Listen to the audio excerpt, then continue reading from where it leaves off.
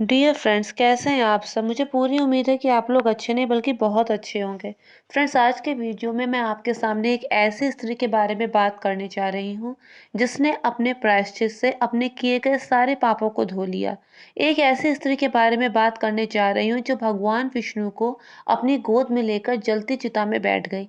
एक ऐसी स्त्री के बारे में बात करने जा रही हूँ जिसने भगवान विष्णु को अपना पति मान लिया और उन्हीं के लिए वो सती होने जा रही थी। फ्रेंड्स, एक बार की बात है, एक वेश्या जो दिखने में बहुत ही सुंदर होती है, वो किसी नगर में रहती थी। वहां वो जो कार्य कर रही थी, एक दिन किसी साधु महात्मा को देखकर, उनके प्रवचन को सुनकर उसके मन में अपने द्वारा किए गए कार्य के प्रति घृणा जागी। उसे ऐसा लगा कि जो वो कर रही है वो ठीक नहीं है और पता नहीं मृत्यु के बाद उसके इस कर्मों का क्या फैसला होगा। इस पर वो बहुत दुखी हुई और उसने उन साधु महात्मा से अपने प्रायश्चित के लिए कोई उपाय पूछा। उन्होंने कहा कि तुम अब ये बुरा काम करना छोड़ दो और तुम प्रभु भक्ति में मन लगाओ। मैं तुम्हें मंत्र दे रहा हूँ, इस मंत्र का रात दिन जाप करो, तुम्हारे पाप अवश्य धुल जाएंगे। उसने कहा, गुरुदेव, जब मैं इस क्षेत्र में आई थी तब मैं नहीं जानती थी कि ये गलत है और मैं प्रतिदिन इसे करते करते आदी हो चुकी हूँ। अब मुझसे भगवत भजन नहीं होगा। आप कृपा करके कोई और उपाय उपाय बताएं मेरी मुक्ति का। इस पर भगवान ने कहा इस पर साधु महात्मा ने कहा, वो थोड़ा सोच में पड़ गए। फिर उन्होंने कहा कि अच्छा, तुम एक नियम बना लो। संध्या के समय जो भी पुरुष तुम्हारे द्वार पर आए, तुम उसके साथ वैसा ही व्यवहार करना जैसे एक पतिव्रता नारी अपने पति के साथ करती है।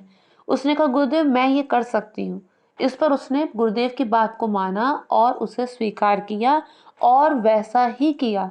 जो भी पुरुष संध्या के समय उसके द्वार पर आता, वो रात्रि भर के लिए, शाम से लेकर सुबह तक के लिए उसके साथ वैसा ही व्यवहार करती जैसा एक पतिव्रता नारी अपने पति के साथ करती है। वो बकायदा आरती की थाल सजाती, तिलक लगाती, फूल छिड़कती, अक्षत छिड़कती, उसके बाद बड़े प्यार से भोजन कराती, पंखा झलती, पांव दबाती।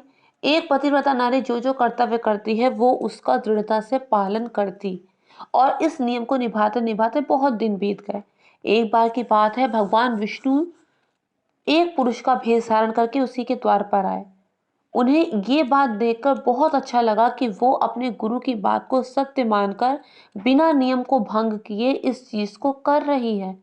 भगवान विष्णु उसके द्वार पर आए, एक साधारण पुरुष के भेष में आए और उसने भगवान विष्णु के साथ भी वैसा ही व्यवहार किया। अनजाने में उसने भगवान विष्णु की पूजा कर ली। उसके बाद जब उन्हें भोजन कराया, भगवान विष्णु जैसे ही विश्राम के लिए लेटे, उन्होंने कहा कि उनकी तबीयत ठीक नहीं लग रही है। इस पर उसने तुरंत से वैद्य को बुलाया और बताया कि इनकी तबीयत कुछ ठीक नहीं लग रही है। उस वैद्य ने क्या किया, उस वैद्य ने नाड़ी देखी और उसके बाद कहा कि इनके पास बहुत कम समय है, इनकी तो मृत्यु होने वाली है। इस पर वो वैश्या विलाप करने लगी, क्योंकि उस समय उसके अंदर की भावना ही वैसी हो गई थी कि वो सचमुच में उन्हें अपना पति समझ बैठी थी। वो प्रतिदिन इस नियम का पालन करते करते इस नियम में इस तरह से रम चुकी थी कि वो सचमुच में भगवान विष्णु को अपना पति समझ रही थी और उसने मन ही मन जल के सती होने का, भगवान विष्णु के लिए जल के सती होने का निर्णय ले लिया। वहां पर और भी लोग इकट्ठे हो गए और उस पुरुष की शव को अर्थी में ले जाने लगे, तो वैश्या भी पीछे पीछे चल पड़ी। इस पर लोगों ने कहा कि तुम पीछे क्यों आ रहे हो, स्त्रियों का वहां जाना वर्जित है। उसने कहा कि ये मेरे पति और मैं इनके साथ जल के सती होना चाहती हूँ। लोगों को इस पर बहुत हंसी आई कि एक वैश्या पति की बात कर रही है, लेकिन लोगों ने सोचा कि अरे, आ रही है पीछे तो आने दो, उससे हमें क्या फर्क पड़ता है। वो अंतिम क्रिया के लिए उसे ले जाने लगे।